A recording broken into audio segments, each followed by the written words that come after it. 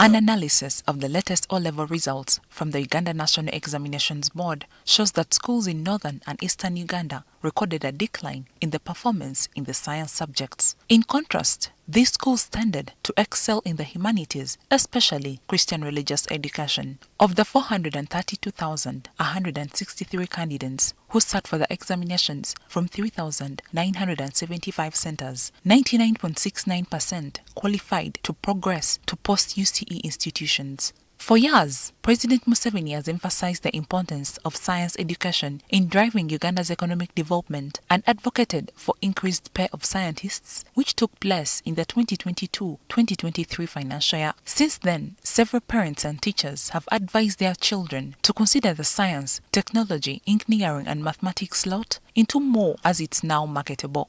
The science head teachers had their salaries increased in 2022 to earn 6.5 million shillings, while their counterparts earned 4.5 million shillings. Now, if somebody is against prioritization, we disagree.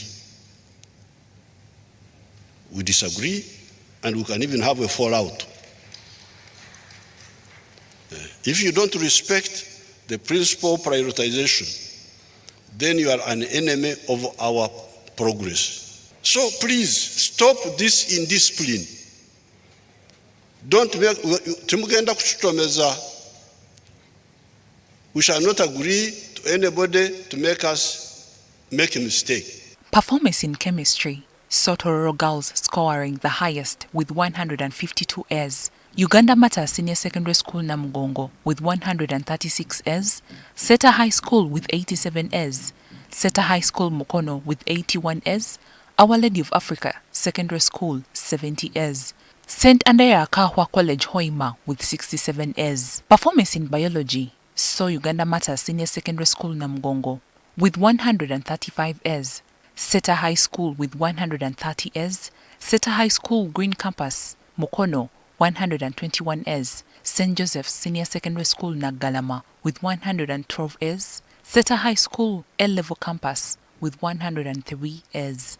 Performance in mathematics, King's College Buddo with 161 A's, St. Joseph Senior Secondary School Nagalama with 99 A's, Mengo Secondary School with 98 A's, St. Mary's Secondary School Chitende with 98 A's, Gayaza High School with 91 A's, St. Mary's College Chisubi with 91 A's. Performance in agriculture, Lubiri High School Buloba Campus with 17 A's, Shepherd High School Katovo with 10 A's, Jeresa High School Soroti with 8 A's, King Solomon's College Chatega with 8 A's, Maryland High School Entebbe with 8 A's, Tropical High School Lidudi with 6 A's, and St. Joseph Senior Secondary School Nagalama with 6 A's. Performance by district, Wakiso had 1,112 A's, Mukono with 1,052 A's, Kampala with 568 A's, Jinja with 198 A's, Luwero with 179 A's. Eliab Masereka, the Assistant Director of Studies at Chisinga Vocational Secondary School in Kasese District, said the deteriorating performance in upcountry schools is due to the unequal distribution of resources.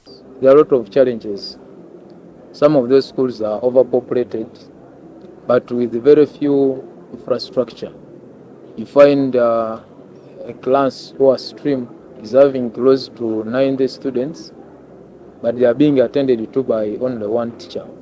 And yet this is a competence-based curriculum, which requires that every learner must be attended to. So when you look at the infrastructure vis-a-vis the population, you also look at the human resource. One teacher is attending to close to 90 students, so the teacher-student ratio becomes too low. Therefore, learners are not attended to as we expect. Masereka said the schools do not have equipment to support them with the practical subjects. He says they survive on the monies from parents.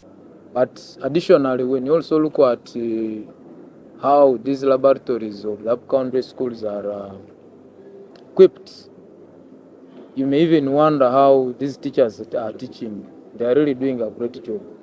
Because some schools you find they can't even afford money to buy these laboratory equipments. Looking at the amount government sends to them as capitation grants, it's not enough to carry all school activities. But nevertheless, some are even private schools and They are surviving on the mass of the parents.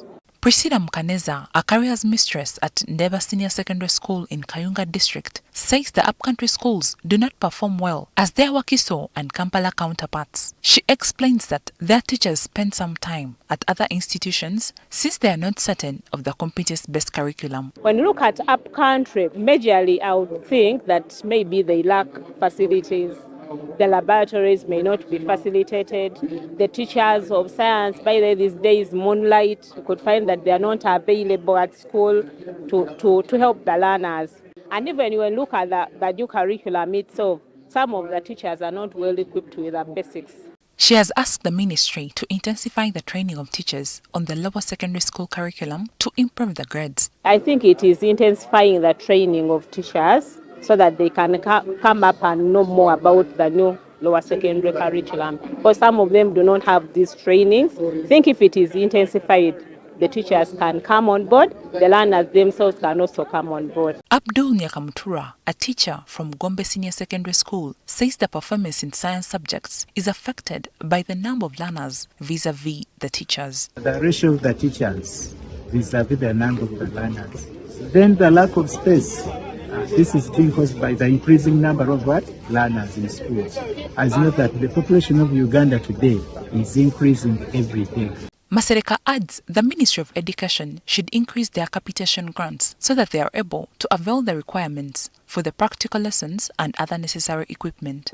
There is a need, one, to possibly improve on or increase on the capitation grants, especially in the government-aided schools, but also increase on the human resource, the side of the teachers. Last week, Peter Gwang, the State Minister for Sports, informed various head teachers from the 2,000 schools that arts teachers in government-aided secondary schools and on government payroll had been promised a 25% salary increment. The enhancement is in fulfillment of the President's pledge attempt to equalize to science and arts teachers' pay following a strike last year. The move, if implemented, would imply that a secondary school head teacher who has been earning 2.3 million shillings as per financial year in the 2025-2026 salary structure will earn 2.8 million shillings after the planned increment. Their deputies will see their pay jump from 1.7 million shillings to 2.1 million shillings if the increment is implemented.